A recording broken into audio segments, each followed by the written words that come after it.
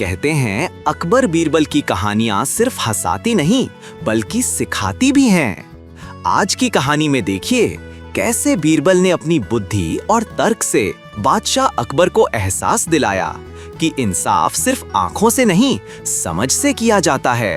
तो आइए सुनते हैं बीरबल की खिचड़ी। एक दफा शहंशाह अकबर ने घोषणा की कि यदि कोई व्यक्ति सर्दी के मौसम में नर्मदा नदी के ठंडे पानी में घुटनों तक डूबा रहकर सारी रात गुजार देगा, उसे भारी भरकम तोहफे से पुरस्कृत किया जाएगा।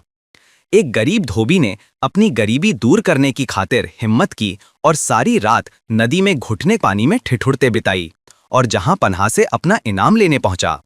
बादशाह अकबर ने उससे पूछा, तुम कैसे सारी रात बिना सोए खड़े खड़े ही नदी में रात बिताए? तुम्हारे पास क्या सबूत है? धोबी ने उत्तर दिया, जहां पनाह मैं सारी रात नदी छोड़ के महल के कमरे में जल रहे दीपक को देखता रहा और इस तरह जागते हुए सारी रात नदी के शीतल जल में गुजारी। बादशाह ने क्रोधित होकर कहा, तो इसका मतलब ये हुआ कि तुम महल के दिए की गर्मी लेकर सारी रात पानी में खड़े रहे और इनाम चाहते हो। सिपाहियों, इसे जेल में बंद कर दो।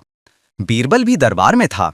उसे ये देख बुरा लगा कि बादशाह नाहक ही उस गरीब पर जुल्म कर रहे हैं। बीरबल दूसरे दिन दरबार में हाजिर नहीं हुआ, जबकि उस दिन दरबार की एक आवश्यक बैठक थी। बादशाह ने एक खादिम को बीरबल को बुलाने भेजा।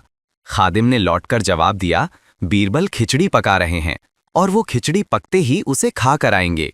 जब बीरबल बहुत देर बाद भी नहीं आए तो बादशाह को बीरबल की चाल में कुछ संदेह नजर आया। वे खुद तफ्तीश करने पहुंचे। बादशाह ने देखा कि एक बहुत लंबे से कंडे पर एक घड़ा बांधकर उसे बहुत ऊंचा लटका दिया गया है और नीचे जरा सा आग जल रहा है।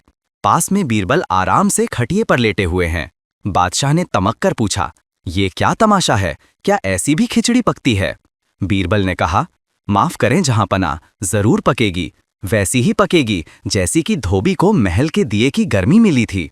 बादशाह को बात समझ में आ गई। उन्होंने बीरबल को गले लगाया और धोबी को रिहा करने और उसे इनाम देने का हुक्म दिया। बीरबल की बात सुनकर बादशाह अकबर मुस्कुरा उठे, क्योंकि अब उन्हें समझ आ चुका था कि न्याय का असली मतलब क्या होता है। गरीब धोबी को इनाम मिला और बीरबल फिर साबित कर गए कि बुद्धि ही सबसे बड़ी ताकत है। ऐसी ही और अकबर बीरबल की बुद्धिमान कहानियां सुनने के लिए चैनल को जरूर सब्सक्राइब करें।